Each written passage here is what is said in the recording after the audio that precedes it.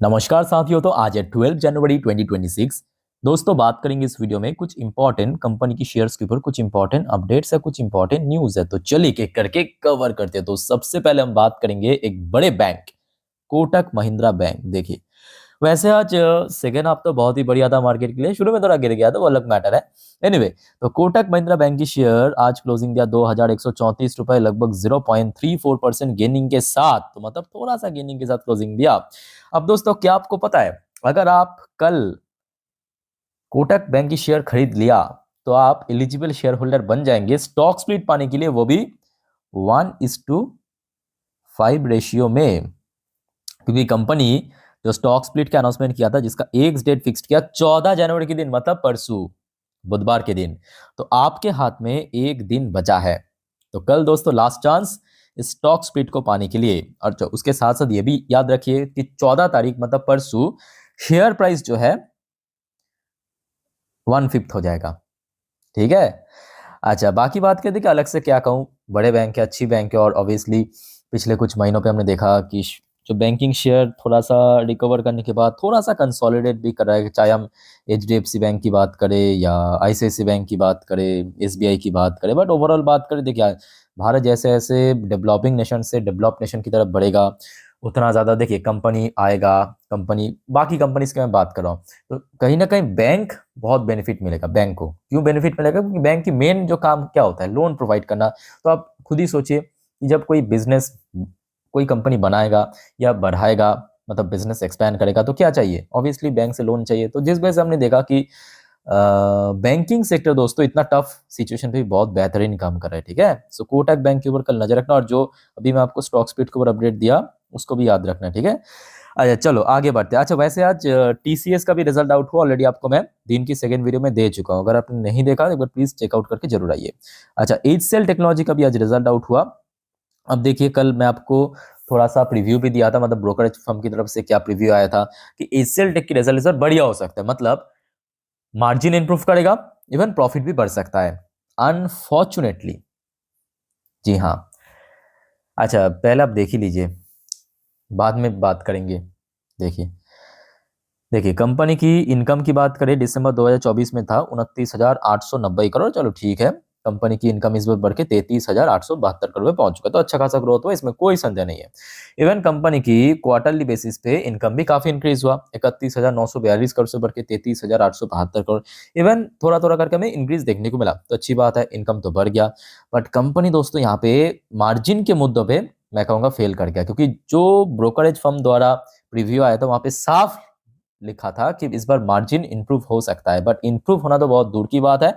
Margin दोस्तों shrink कर गया ईयरली बेसिस पे, 23% की मार्जिन ड्रॉप होकर 22% में पहुंच गया। बट हाँ ये भी फैक्ट है कि पिछले जो 2 क्वार्टर यानी Q1 एंड Q2 के हिसाब से काफी इंप्रूव किया है, बट ईयरली बेसिस पे डिक्रीज हो गया।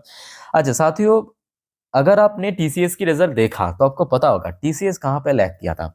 टीसीएस की मार्जिन ठीक ठाक था, फ्लैट था, फ्लैट मार्जिन था, बट टीसीएस का भी same to same exceptional item के थ्रू इस बार लॉस बुक किया, मतलब लॉस गेन किया।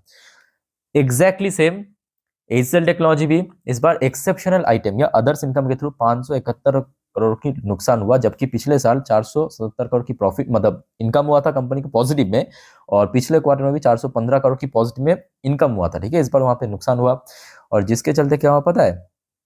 देखिए एक तो मार्जिन श्रिंक किया, ऊपर से एक्सेप्शनल लॉस, सो जिसके कारण कंपनी की नेट प्रॉफिट दोस्तों गिर गया, वो भी बहुत बुरी तरह से। मतलब 4,594 करोड़ की नेट प्रॉफिट गिर के 4,082 करोड़ पे पहुंच चुका है। बहुत ज्यादा भारी भरकम गिरावट आप कह सकते हो।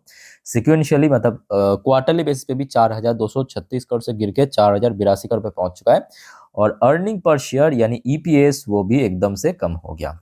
ठीक है। तो ये रहा दोस्तों एचसीएल टेक्नोलॉजी की result. By the way company इस बार 12 रुपए प्रति शेयर के हिसाब से डिविडेंड भी रेकमेंड किया अपने शेयर होल्डर के लिए, 12 रुपए की। अच्छा अगर हम परसेंटेज वाइज बात करें तो लगभग प्रॉफिट आफ्टर टैक्स में 11% की डिक्लाइन रहा, और रेवेन्यू के अंदर लगभग 13% की इंक्रीज हमें देखने को मिला। अब क्योंकि ब्रोकरेज फर्म द्वारा जो फोरकास्ट किया था, मतलब प्रीव्यू में हमने देखा था कल कि इस बार मार्जिन इंप्रूव होने के कारण कंपनी की जो प्रॉफिट है बढ़ सकता है, वैसा नहीं हुआ, तो मे भी कल शेयर थोड़ा सा झटका दे सकता है। तो तो आप लोग थोड़ा सा मेंटली प्रिपेयर होके चलिए, मैं आपको शुरू से इन्फॉर्म कर दिया, ठीक है। चलो आगे बढ़ते हैं।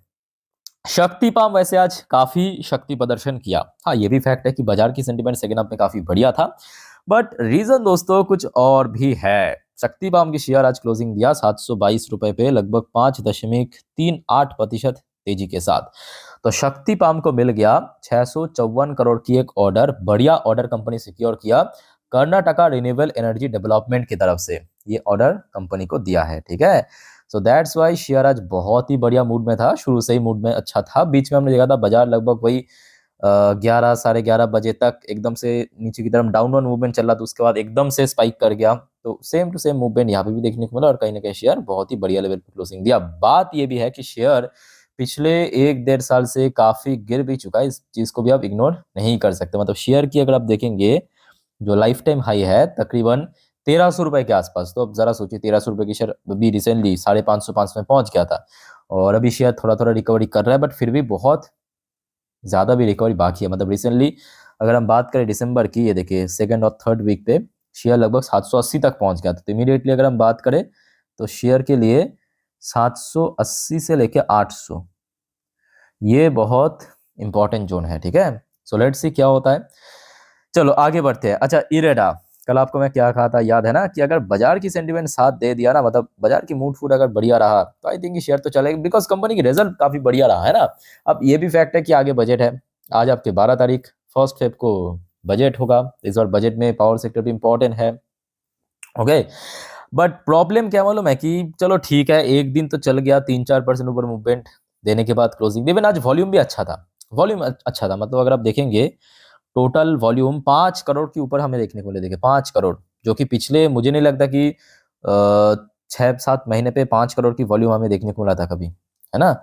और डिलीवरेबल परसेंटेज जिस वजह से श्रिंक कर गया, डिलीवरेबल परसेंटेज बहुत ही कम, 11% के आसपास, ठीक है। वो अक्सर होता है कि सडनली वॉल्यूम बढ़ गया तो डिलीवरी कम होती है, बट प्रॉब्लम क्या है मालूम है कि आज चलो ठीक है 3.5-4% तो शेयर चल गया, बट प्रॉब्लम यहाँ पे है कि शेयर आज कोई भी इंपॉर्टेंट रेजिस्टेंस को ब्रेक नहीं कर पाया।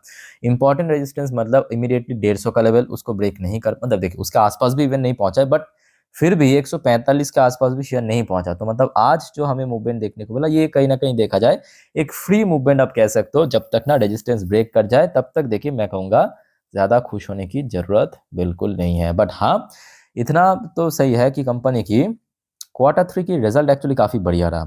कंपनी की मार्जिन इंप्रूव किया, इनकम इंप्रूव किया है, कंपनी की प्रॉफिट काफ़ी ग्रो किया, बेस्ट एवर प्रॉफिट जनरेट किया, ओके। चलो आगे बढ़ते हैं, कुछ आईपीओ के जीएमपी फटाफट देख लेते हैं।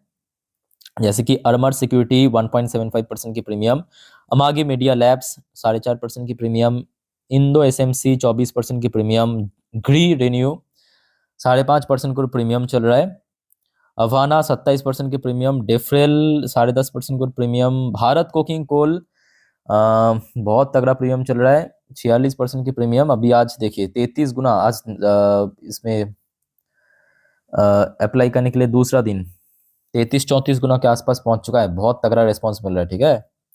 और अच्छा यहाँ पे एक और बात दोस्तों याद रखना, 15 तारीख ये जो कंपनी बाजार में लिस्ट होने वाला था ना, अब 15 तारीख तो शायद महाराष्ट्र में कुछ लोकल चुनाव है जिस वजह से आई थिंक कि बाजार क्लोज रहेगा। तो 15 की जगह ये 16 तारीख को लिस्ट होगा, मतलब इसी हफ्ते लिस्ट होगा, बट शुक्रवार के दिन, बृहस्पतिवार नहीं होगा, ओके। तो ये थोड़ा सा याद रखना।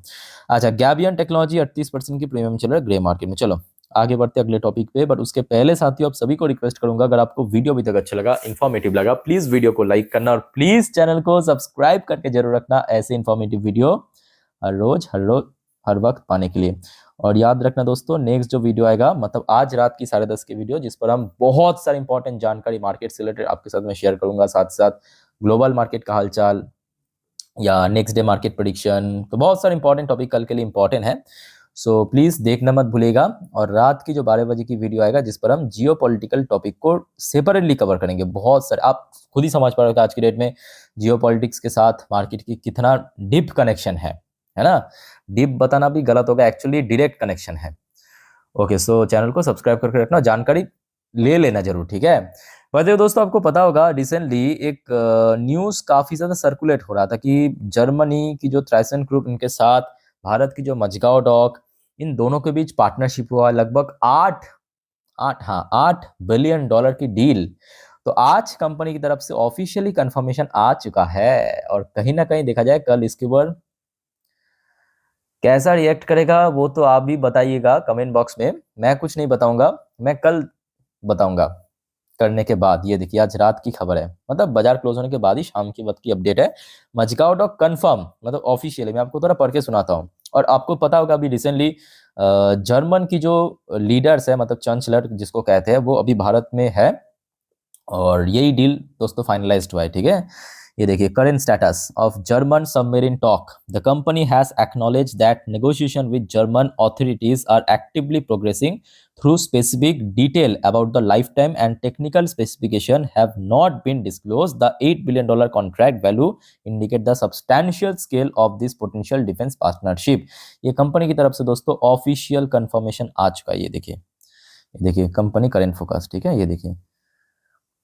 सो कहीं ना कहीं कल शेयर दोस्तों रिएक्ट कर सकता है, क्योंकि ये कोई छोटा मोटा डील नहीं है। $8 बिलियन की सबमरीन डील जो भारत में मैन्युफैक्चर होगा, ये दोनों देश की कंपनी मिलके बनाएगा। ठीक है, $8 बिलियन मतलब जो अभी आपके डॉलर की वैल्यूएशन चल रही है उस हिसाब से अप्रोक्सीमेटली 70,000 करोड़ से ज़्यादा।